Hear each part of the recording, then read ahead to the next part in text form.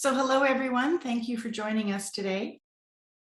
My name is Wendy Wall, and I'm the president of the Vancouver Island Strata Owners Association. Welcome to our fourth webinar in our series about electric vehicle charging for stratas. We really want to provide information today that's just for strata owners and councils in duplexes, triplexes, townhouses, and bareland stratas. You often see information that relates to condos, and I'm really excited to provide information today that is catered to you. On behalf of IZOA, I'd like to take a moment to say how grateful we are to the Lekwungen, Malahat, Chinuu, Tusok, and Wasanich peoples on whose traditional territories we live and work. And we gratefully acknowledge the financial support of the province of British Columbia through the Ministry of Energy, Mines, and Low Carbon Innovation. So today we'll be talking about these things. What rebates apply to you or to your strata?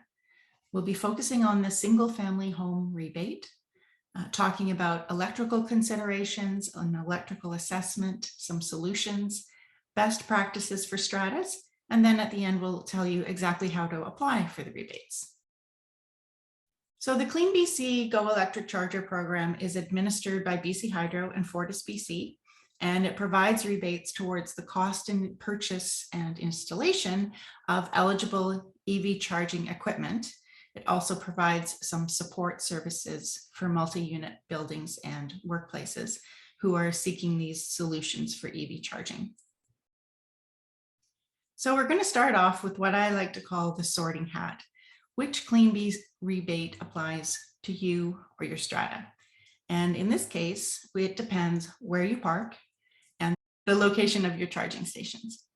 So let's look at this scenario for parking. I want you to imagine this is actually a real strata with 120 units of townhouses. And there are roads that go through the complex, but there's nowhere to park at each unit. So you can see that there are two large parking lots in this strata. So this is important that they don't have parking at their units. So in this case, this parking arrangement makes the Strata Corporation eligible for several rebates. The three rebates are the EV Ready Plan rebate, an electrical infrastructure rebate, and the charger rebate is for the electric vehicle charging stations themselves. Whereas in this scenario, this is what you might think of as a more typical townhouse scenario. This is a townhouse complex of 15 units. About half of the units have private garages and the other half have private carports. So the key point here is that the strata lots have private carports and garages. And this is the same if you're dealing with a duplex or bareland strata. So in the program guide for the CleanBC Go Electric EV Charger Rebate Program, there's a rebate called the Single Family Home Charger Installation Rebate. These are very long names. The guide says that for the purposes of this rebate category, duplexes and townhomes with private garages or dedicated parking are considered single family homes. So now the terms dedicated parking and private parking, they're not terms that we use in the strata world. So these don't have any meaning under the Strata Property Act or your strata plan or your bylaws. So when I refer to dedicated parking or private parking, it's just in relation to this particular rebate program. So in this scenario, the 15 townhomes are considered single family homes. So it's the strata owner, not the Strata Corporation, that is eligible for this rebate. And we'll go into the single family home rebate in more detail in a few minutes. I want to show you a third scenario where you have more than one building type in the same strata corporation. So in this strata, they have a tower of 24 condos, and there's an underground parkade in this building. But then they also have 9 townhouses, and each of them have their own private parking garage. So in this case, there are multiple rebates available. For the condo tower, the Strata Corporation is available for those 3 rebates that we talked about. But then for the townhouses, it's the owners themselves who are eligible for the single family home rebate. So that's really important for you to know when you're planning, who applies for the rebate and who gets the rebate. So in scenario 1, with the large parking lots and the strata with the condos in scenario 3, you could participate in these 3 rebate programs. Now, we've already done webinars focusing on each of these rebates, and you can find the videos on our website or on YouTube. And each video goes into the details about the rebates, what they include, eligibility requirements, the decisions that you have to make as owners in the strata, funding, and how to apply. So if you're interested in those rebates, please go and watch those videos. But for today, let's focus on the rebate that's available to an owner of a strata lot that has dedicated parking. So again, that could be a garage, a carport, it could even be a driveway that only you use. In most cases, these units have their own electrical panel. So a lot of strata owners who have townhomes, duplexes, bare land stratas are going to be eligible for this particular rebate. So what does the rebate cover? Well, to be eligible, you have to be in a strata in British Columbia, and it's meant for retrofits. So you have to be in a strata that's at least 6 months old. For the charging station to be eligible for this rebate, it has to be new. It has to be level 2. It can be hardwired or plug-in. It has to be purchased, not leased, and wall mounted. And then in terms of the amount of the rebate is up to 50% of the cost of purchase and installation, up to a maximum of $350. Now, the rebate doesn't specifically say that you need to get strata permission. However, the Strata Property Act still applies to everything we do. So installing a charging station is an alteration under your bylaws. You're going to probably, under your bylaws, you require an indemnity agreement. There are going to be electrical considerations. And I always remind us that we do still have a responsibility to each other under the Strata Property Act. Even if we're in townhomes and bare land stratas, we're all part of a social contract with each other. So now we head into electrical considerations. A lot of strata owners and councils think that because the owner has their own electrical panel, the owner can do whatever they want. So let's go over some of the common misconceptions about individual owners installing and using EV charging stations. For at-home charging, we use level 1 and level 2 equipment. Electric vehicles come with a level 1 charger that plugs into an outlet like this. So let's ask our expert, Lee McFarland from Edwards Electric. Lee, can I plug my level 1 charging station into any outlet? Thank you, Wendy. Not necessarily, no. In electrical code, if you're installing a new plug, it's very similar to a fridge or a washer. It's a dedicated circuit. It needs full power. So your existing circuits were never intended to take your EV charger. So in this case, your strata could make the bylaw requiring that you follow the code to install a dedicated circuit for level 1 charging. Right. So the single family home rebate that we've been talking about is for level 2 charging stations. And if you've never seen a level 2 charging station before, it has a cord and a charging head as shown in the photo. And then beside it, it shows where it connects to the vehicle. Installation of a level 2 charging station requires a permit. So Lee, would it be reasonable for the strata to require that the owner hire a licensed electrician and provide a copy of the permit? Well, yes, absolutely. It's as soon as you connect to a new piece of electrical equipment, and the word is new, you are required to have an electrical permit and installation by an electrician, a licensed electrician. So, and this particular rebate program also requires a permit. Correct. So as we can see in this photo, there are many charging stations on the market, and you can use a lookup tool to see if the charging station that you want qualifies for the rebate, if you go to Visoa's website, look for our page called EV Charging for Stratas, and you'll find a link to go to that lookup tool. So Lee, can you talk about this next common misconception? Right. Yeah. We get the question all the time. Well, it's my electrical panel in my townhome. So why do I need to worry about everyone else in my complex? It's just not true. It's a little more complicated than that, and we'll take a look at a couple of properties in the next few slides here, and what's required by electrical code. So the first scenario is most common, in my opinion, that we see. BC Hydro has a kiosk or a transformer locally by your townhomes, and then they feed your individual blocks of meters that are beside your particular townhome. And if your townhome is in the yellow area, that's the block that you have to be concerned about, and not just yourself, but your neighbors. And where the red circle is, that's where your particular meters, and that's the power that you have to share with everyone else. So it's not as simple as understanding what you are capable of in your own unit. You have to you have to work with your neighbors and calculate what's required. Right. So not working with the neighbors themselves, working with the strata, but like you said, in consideration of the neighbors. So what's the evaluation process when you're when you have that scenario where you have in this case, block 2 had an owner that wanted an owner to get an EV charging station?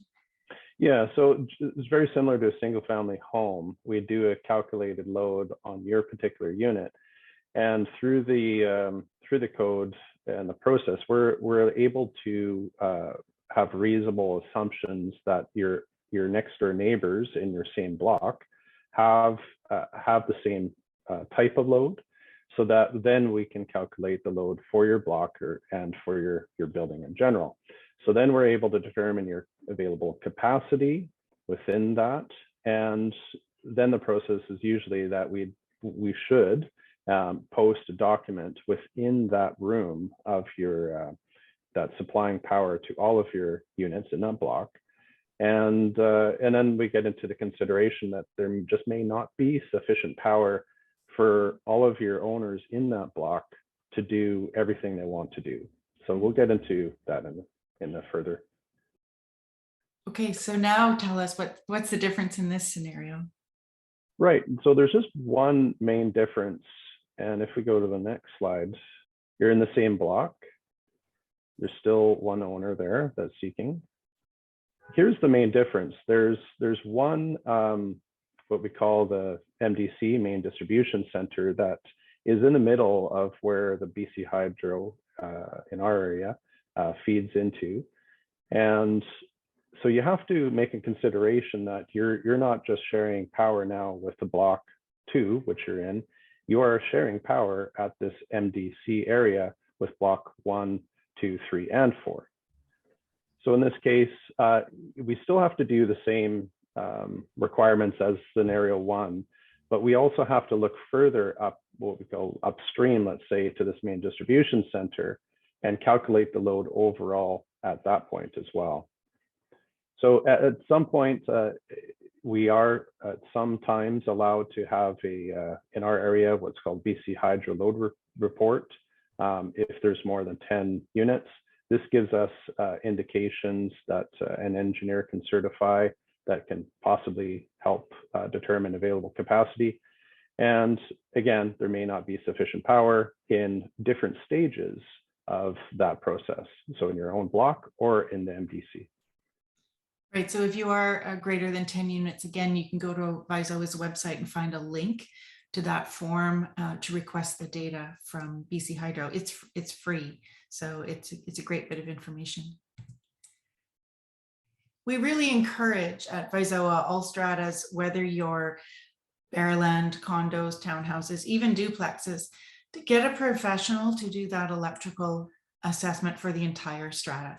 It's really valuable information and it will help your strata make smart choices. Owners are also going to be asking for heat pumps. So we have to think ahead. And if we don't, we could potentially run into those situations where we've added a few stations, added a few heat pumps, and then boom, suddenly there's no more electrical capacity and the rest of the owners can't get these things. So that's certainly something we want to avoid.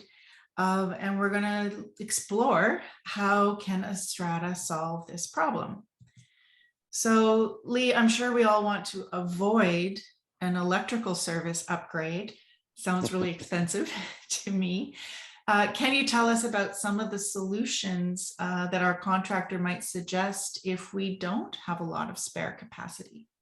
Yeah, and I think it's exactly the word, like the phrase that you just said, might suggest. You know, every situation is different. So yeah, let's get into a couple of those. The first one that you know, we like to look at simple solutions, right? If we find that you have just a particular amount of power that is available per unit, there is simple solutions where you can dictate to the owner to buy a certain unit that this is showing that the internal sort of circuitry allows you to actually dial the amount of power that it provides to your EV. So this is from a level 2 charger. So it doesn't mean that you have to get a particular level 2 charger. It could just be one that at least limits it to a particular amount of power that your strata has dictated to your owners. So I love this. Your electrician, from what I understand, you open up the back of the charging unit, your screwdriver, you set this dial, maybe you dial it down to 20 amps instead of 30 amps. What a great simple solution for strata owners. Okay, so on to number 2. Yeah. So another, excuse me, another solution could be using a smart sensor that, again, as you are dictating as a strata what you have a limit for, a smart sensor could intercept or connect to your service of your particular panel, so that it monitors so that it never goes up above a certain threshold, and talks to your EV charger so that it turns it off and limits the power according to what your strata, again, has dictated. And this is pretty neat because most homeowners already have Wi-Fi or at least an Ethernet connection for their own computer use at home. So pretty cool little system going on there. And fairly cost effective so far, right? And in the third scenario here, this is basically using the same sort of theory, if you will, of intercepting or monitoring power.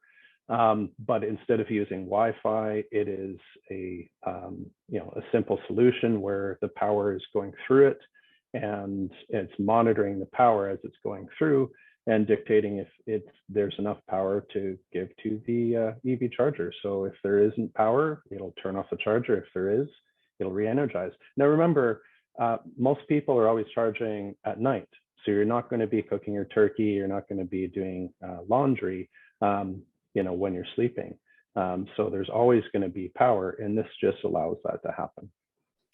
And safely, which is one of our main concerns in a strata, of course. Ah, yes. So you'll see a lot of advertising sometimes that says homeowners can install a device called a smart splitter or load shedding device to share an outlet like a stove or a dryer. There's a common misconception that it's okay to use these, but I do caution you, you do need a licensed electrical contractor to assess your particular situation. So the power usage isn't like for like. So in calculated load and what we deal with as electricians and contractors, what your calculated load for your dryer is, it's different, and it increases significantly for your actual charger. So it's not as simple as buying something off the internet and saying that you've done your due diligence. It's something that you need to ask an electrician to help you with. Thanks, Lee. And this is where it's so difficult to be a council member, because we can't expect to understand the code. So just knowing this clarification from you is incredibly valuable, because it helps us decide whether we're going to allow such things, allow our owners to use things like that. Yeah, and lastly, again, going back to keeping it simple, is if there's just not enough to make it worth to getting a level 2 charger, well, maybe there's just enough for level 1, and for most people that is sufficient. But again, this is a choice potentially for the end user, the strata or the townhome user, and it could just be a limit that your strata has dictated that this complies to. Right. So under this program, because it requires level 2, you wouldn't get a rebate for this, but knowing that it's possibly a good solution electrically is really valuable information to know. Exactly.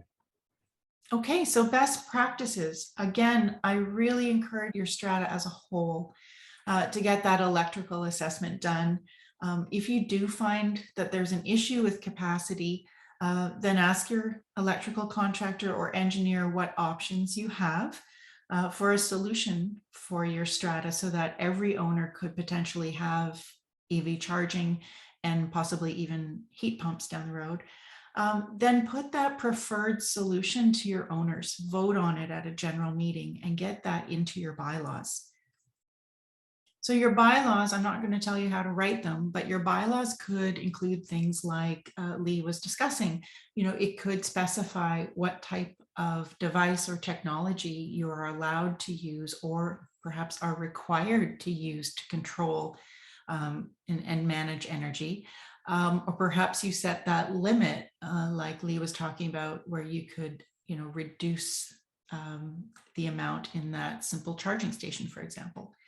But certainly in your bylaws, I encourage that you require a licensed electrical contractor to do any of this work, and ask for a copy of the permit. You can put that right in your bylaws as condition of approval.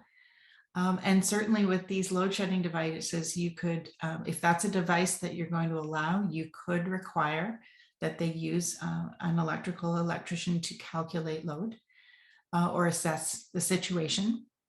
And if you are going to allow level 1 charging, you could even require that they get that new outlet put in that's on a dedicated circuit. Just remember, a lot of the things in our bylaws are about safety. It's about protecting the other owners. So it's okay to go that extra step. It's also a good opportunity to contact your strata lawyer and have them review some of these basic bylaws that you already have, and make sure that they cover these new situations for EV charging. So for example, your bylaws almost certainly already have a process for alteration requests, conditions of approval. There is probably something in there about indemnity agreements. Certainly we all have bylaws about repair and maintenance, about what the owner is required to repair and maintain, what the strata is required to repair and maintain. So your strata lawyer could look at that and just make sure it's really clear. Also insurance, because you're going to want the owners to be responsible for insurance for these stations and for situations that might arise from using these stations. So now we are going to find out how easy it is to apply for the single family home rebate. So first of all, I encourage you to read the program guide for complete details. For example, there's information in there about the ZAP BC or the ZAP program that gives rebates, because you have to, the way they interplay, it's really good to know up front how the rebate is capped in certain situations. So read the program guide. You have to use a licensed electrical contractor, get them to install your charger, and then submit your application online within 90 days of the installation. And you're going to have some documents ready. So here's what they're going to ask you for online when you put in your application. You need an itemized receipt for the charging station. If you go to the program guide, it lists all of the information that has to be on that receipt. You also need your receipt from your contractor for the installation. And then there's a form they have to sign, and it's called the EV Charger Contractor Installation Form. So you're going to need that as well. And Lee, tell us a bit about the eligible costs. Sure. So yeah, it covers your charging station, of course, the labor to install the station, the permit, and any design accompanying your particular situation potentially. But it doesn't cover the taxes, installation of electrical outlet only. Now that means that you can install a unit that's a plug-in unit as long as part of the installation is installing a charger that has a plug-in. So your electrical outlet that supplies that can be covered, but if it's electrical outlet only, it is not covered. And any non-EV charging infrastructure, obviously around that, and if there's any painting or in the area, that sort of nuances. So where do you go to apply for the rebate? If you're a BC Hydro customer, look for this page on their website. I'm going to show you some screenshots of what the application form looks like. And you start off on this page by saying what company provides your electricity. So could be BC Hydro if you're in New Westminster, the city, or you could be a FortisBC customer. And then step 2 is about your address and the type of residence. So if you live in a building of 2 units, you're going to select duplex. If your building has 3 or more units, select townhouse. And if you live in a Bearland strata and your home is not attached to another building, then you're going to be selecting single family detached home. Now for step 3, you need a lot of detailed information about the charging station and the installation. So use that search. There's a search tool right here with some drop-down menus. So once you pick the charger brand, it automatically knows what models apply to this rebate. So then you just pick the model that comes up in that drop-down menu. Then there's a field to enter your invoice number, and then you're going to upload the file of your invoice. And one of the things I love about this is it takes a lot of different file formats. So if it's been provided to you as a PDF or a JPEG or even a Word document, this is where you're going to go to upload that file. And then as you continue down the page, you'll get to upload the contractor's invoice and that form that the contractor had to sign. After you finish this and you get to review and submit, it'll be submitted, and then they should process your rebate application within 90 days. Okay, so you can learn more about electric vehicles and the Clean BC Go Electric program on this page at goelectric.gov.bc.ca. And the Clean BC program also offers support, not for strata owners, but for strata councils. And they can contact an EV advisor at this email address, evadvisor@pluginbc.ca. And I hope that you'll also visit Visoa's website. We've created a page just for EV charging for stratas. You'll be able to see all the webinars in this 8-part series, and we've tried to give you some great quick links to resources such as that form that we mentioned earlier to request load data from BC Hydro. But there's other great resources there too.